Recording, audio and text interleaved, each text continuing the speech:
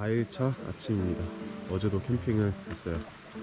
대암산 용늪에서 내려오는 만년된 물이라고 합니다.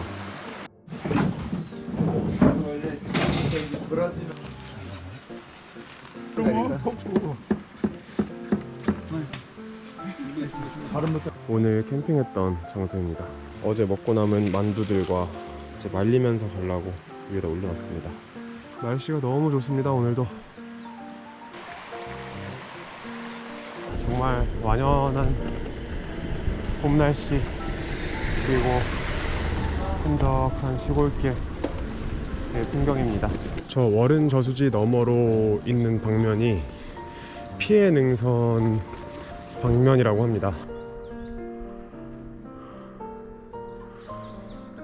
검문소에 도착했습니다.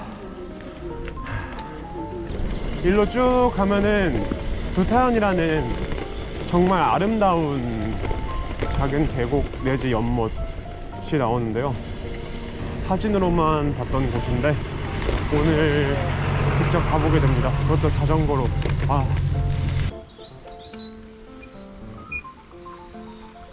길 한가운데 사냥뽕들이 이렇게 있어요. 와, 오래되지 않은 것 같아요. 금강산 가는 길입니다. 여기서부터 금강산까지는 32km밖에 안 떨어졌다고 해요. 종이 한번 내보세요. 제가 그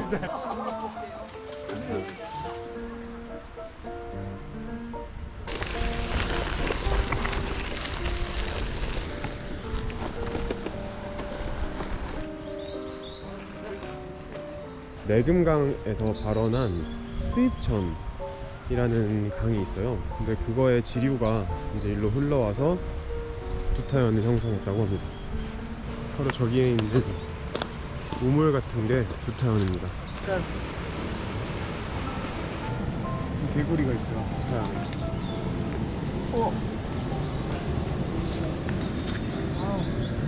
아침에 물 들어왔던 거를 씻고 있습니다. 우와. 발 만지고 얼굴 만지고.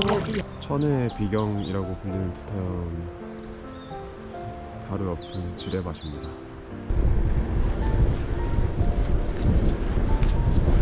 오늘 점심으로 손짜장하고 탕수육을 먹었어요.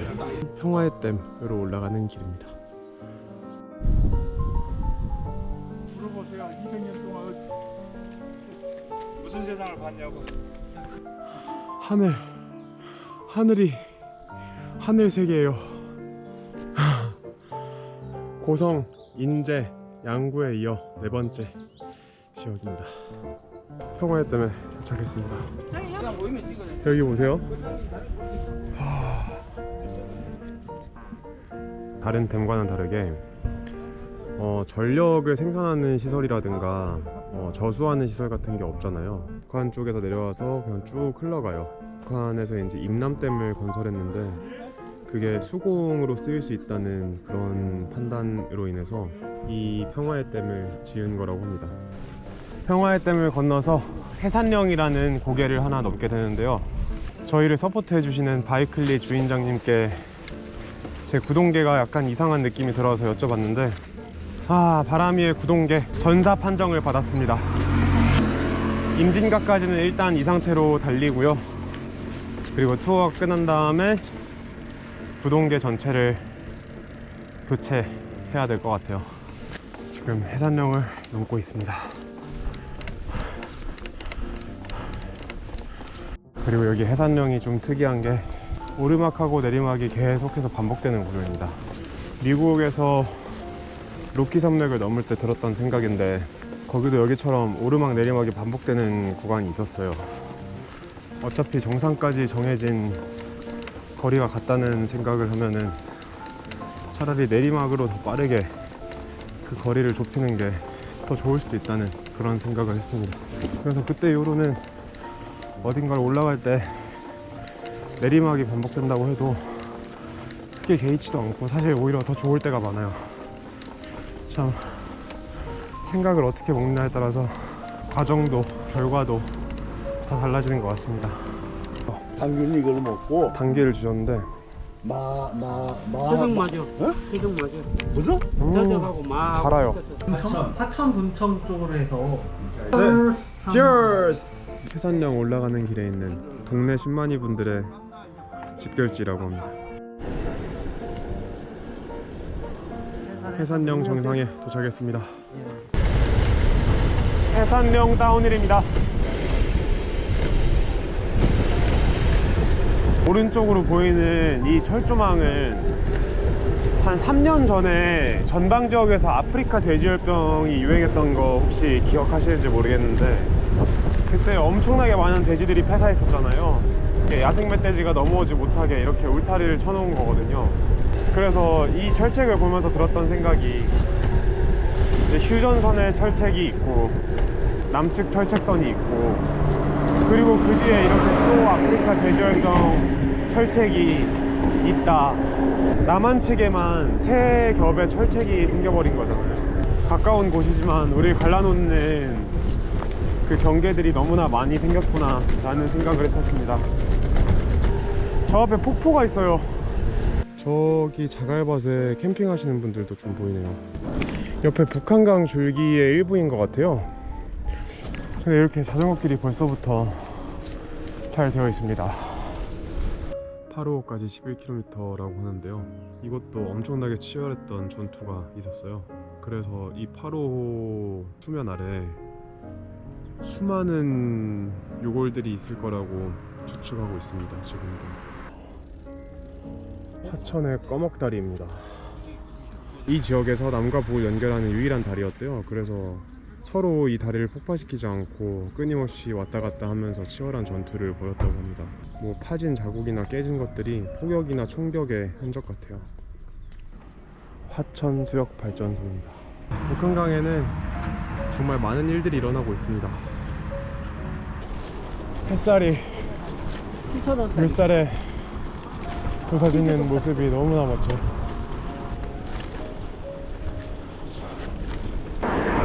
화천에서 다시 북쪽으로 접경지역을 향해 올라가는 길입니다. 3.5km 나왔습니다.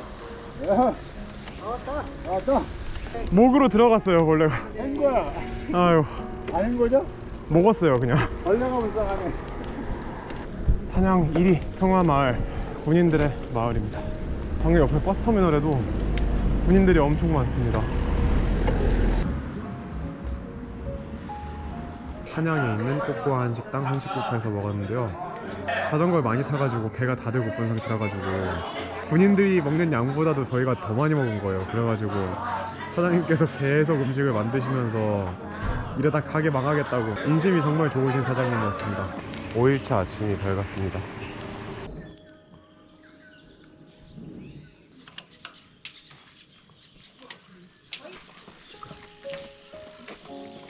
출발 준비를 완료했습니다.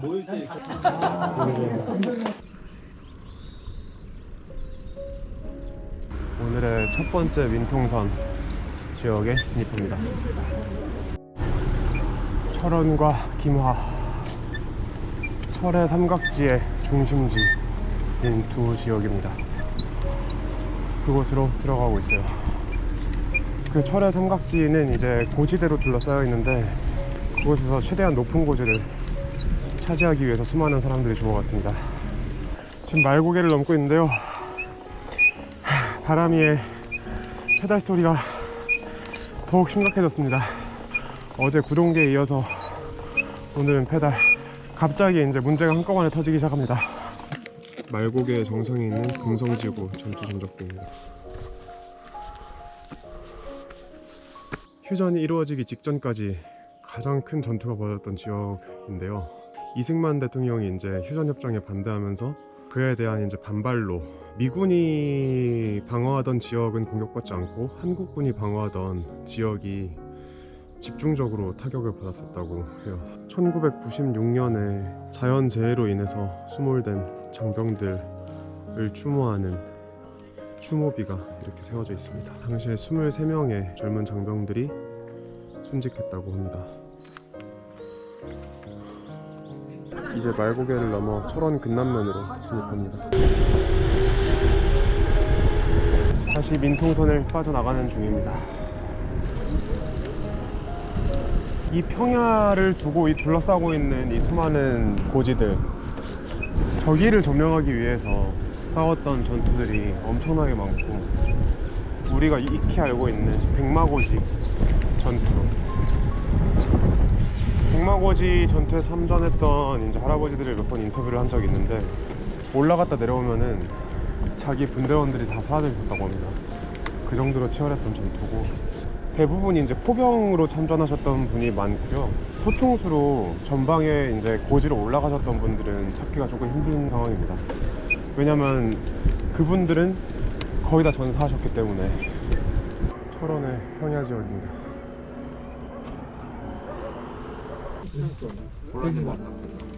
팔꿈치 찍는 게 아니잖아 지금. 여기 악감정을 하는데요 지금 여기. 아 여기 지금 잘하세요. 발 보고 똑같이 해 이렇게 보고. 팔 여기 생기는 거예요. 아. 3사단이 관할하는 민통선에 진입합니다. 저기 산 쪽에 보시면은 황토색 띠 같은 게 보이거든요. 저게 이제 남방 한계선이에요. 즉 남측 철책선인 거죠. 저 너머에 비무장지대가 있고, 그리고 그 너머에 북한 땅입니다. 저쪽 방면으로 오성산이 보이는 거 보니까 이제 여기 남방 한계선 넘어 저쪽 이렇게 돌아서 북측 땅인 것 같습니다. 여기 정현리에 금강산 철길 마을이라고 되어 있잖아요. 예전에는 여기서 금강산으로 철길이 연결이 됐어요, 철원에서. 그래서 철원이 교통의 중심지였던 겁니다, 과거에. 저 DMZ 내부에도 원래 마을이 있었어요. 금곡리라는 마을이 있었는데, 그곳에 살았던 주민들의 말을 들어보면은 당시에 여기에 사람들이 되게 많이 붐볐던 곳이라고 해요. 오피에 올라서 그 마을의 방면을 바라보면 옛 마을의 흔적들이 아직도 남아 있습니다. 뭐 집에 터 같은 것도 남아 있고요. 그리고 특히 잘 보이는 건 이제 논이나 밭의 흔적, 경작을 했던 흔적들, 그런 것도 남아 있는 게 보이고, 그리고 옛 역사의 터 같은 것도 저번에 이제 촬영을 나갔을 때 한번 발견을 했었는데, 플랫폼 같은 게 이렇게 길게 터로 되어 있는 거 보면은 옛 역사가 맞는 것 같기도 해요. 왜냐면 과거에 금곡역이라는 곳이 있었거든요. 그렇지만 지금은 아무도 들어가지 못하는 그런 공간이 된 거죠. 중심지였던 철원이 어떻게 전쟁으로 인해서 사람들이 살지 않는 무인지대가 되었는지. 지금 지나고 있는 이 길은 정현리라는 마을을 따라서 난 길인데요, 이 길이 되게 특이한 점은 남방 한계선과 평행하게 계속 이어져 있다는 겁니다. 감사합니다. 수고하셨습니다. 철새 마을 양질이라고 합니다. 나중에 때가 되면 이 넓은 논과 저수지에 철새들이 몰려오겠죠.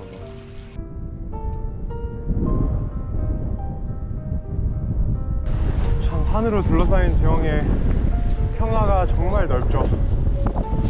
지금 한 1시간 반, 2시간 가까이 달렸는데도 언덕 하나 없는 평야입니다. 이렇게 길서프로 부대 표지판이 계속 나와요. 방금 전에는 수색중대가 있다고 하는데 DMZ 내부에 들어가서 작전을 하시는 그런 중대인 것 같습니다.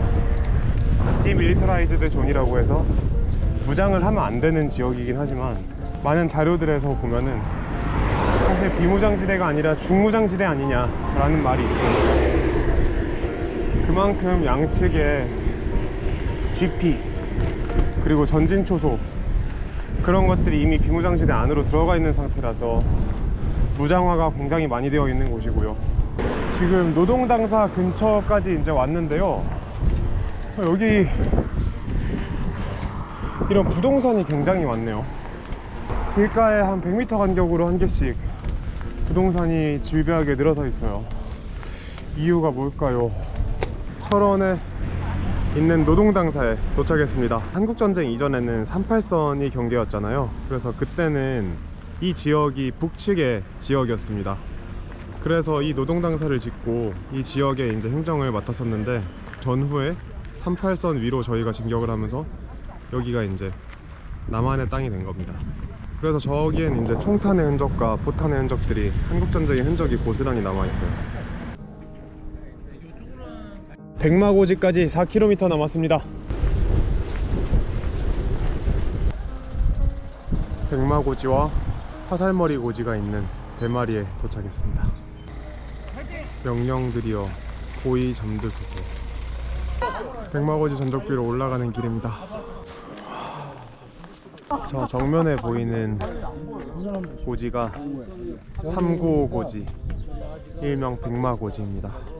일주일 동안 20차례나 주인이 바뀌었다는 그 고지입니다. 저곳에서 연합군과 공산군 측 총 17,000여 명이 전사했다고 합니다. 백마고지 전적비 인근에서 자전거 길을 만났어요. 보통 철원하면 한탄강에서 하는 래프팅을 많이 생각하는데요, 그것 말고도 철원에는 정말 많은 볼거리들이 있는 것 같습니다. 옆에 이렇게 철도가 있거든요. 저 철길과 평행하게 이렇게 멋진 자전거 길이 형성이 되어 있어요. 제 국토정주 영상과는 또 다른 멋이 있죠. 매 순간 지금 이 풍경이 제일 아름답다 라는 생각이 들게 만드는 여행이었어요. 자전거 도로하고 차도 사이에 구분이 없어서 와, 시원한 느낌입니다. 3번 잠깐 타가지고 신망리역에서 바로 어버이날을 맞아서 할머니 댁에 놀러 왔다가 동네에서 자전거 어이구 할머니 댁에 놀러 왔다가 동네 자전거 타고 마실 나오셨던 건데, 여행의 첫 시작에 이제 통일 전망대를 가는 길에 7번 국도를 잠시 탔었잖아요.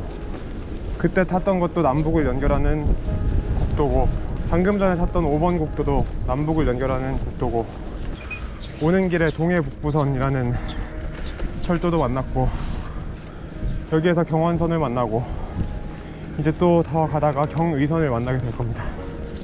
DMZ 자전거 여행을 하니까 남북 간의 관계에 대해서 조금 더 많이 구체적으로 알게 되는 것 같아요.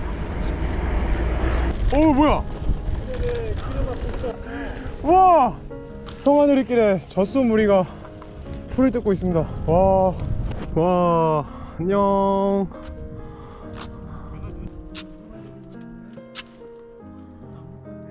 와, 야, 여기가 군남댐입니다. 임진강과 만났어요. 그리고 그 만나는 지역에 젖소무리가 이렇게, 와, 와.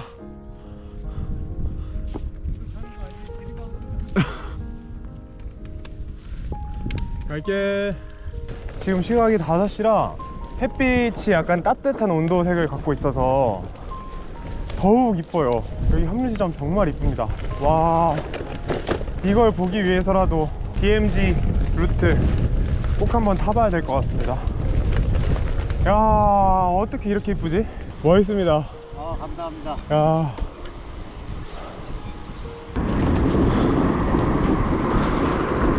오늘의 저녁 갈치조림입니다.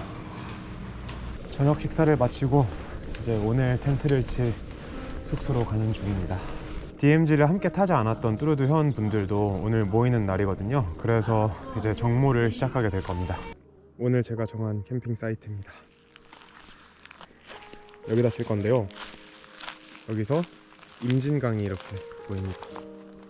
오늘 하루도 안전하게 그리고 재밌게 아름다운 풍경을 즐기면서 마무리했습니다.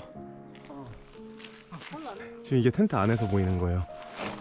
우와. 불고니 문화길을 달린 소감을 우리 이병희 선생님한테 한번 여쭤보겠습니다. 소감이 어떠셨습니까? 하고 정말 조용한 길이에요. 전에 섬진강을 갔었는데 거기가 훨씬 좋다는 생각이 좀 들었었어요. 옛날에 안정환 선수가 축구하던 곳 바로 그 페루자 시내에 들어와 있습니다. 안전하게 건강하게 잘 다녀오겠습니다. 각 90세 정도까지만 유지해 주세요. 내가 맨날 그래. 보험 들라고 그랬어요? 무슨말로 아침에 일어났는데 텐트 밖으로 보이는 임진강의 풍경입니다.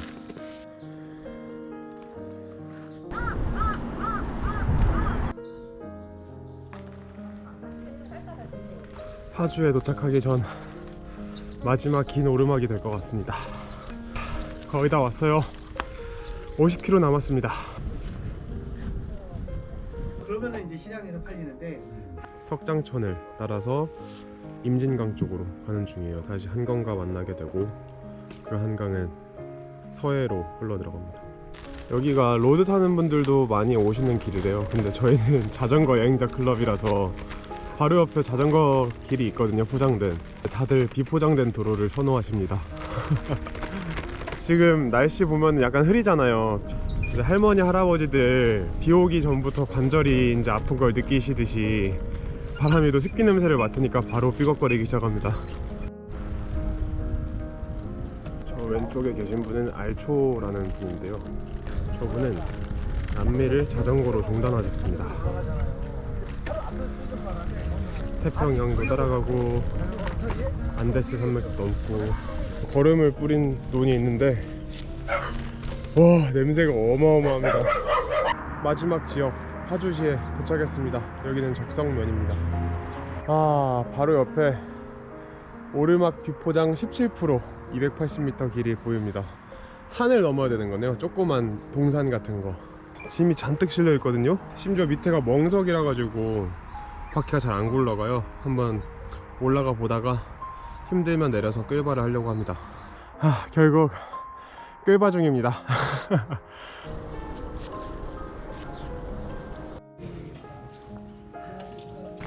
오늘의 점심 식사는 매운탕. 평화누리길 옆으로 임진강이 흐르고 있는데요. 그 옆에 이렇게 강변철책도 있고요. 이제 저 산 너머로 조금만 더 가면은 북녘땅입니다. 그동안 코스에서 전쟁의 흔적을 볼 수 있었다면 이제는 정말 분단이 됐다는 걸 뼈저리게 느낄 수 있는 곳이 이 파주에 있는 자전거 코스인 것 같아요. 이 자전거길 견으로 광활하게 펼쳐져 있고요. 저기 오른쪽에는 한강철책선이 있습니다.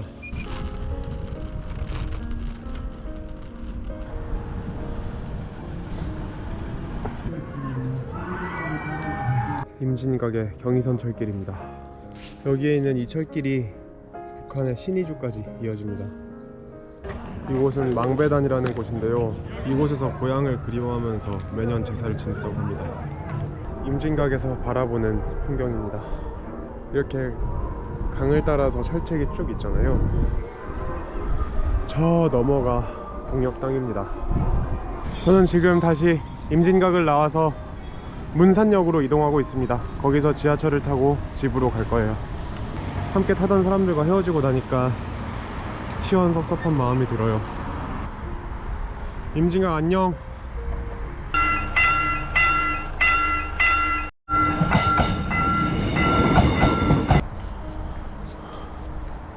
저기 문산 시내가 보입니다. 이제 저기에서 전철을 타면 이번 여정은 마무리가 됩니다. 정말 많은 걸 보고 듣고 느꼈던 정말 멋진 여행이었습니다.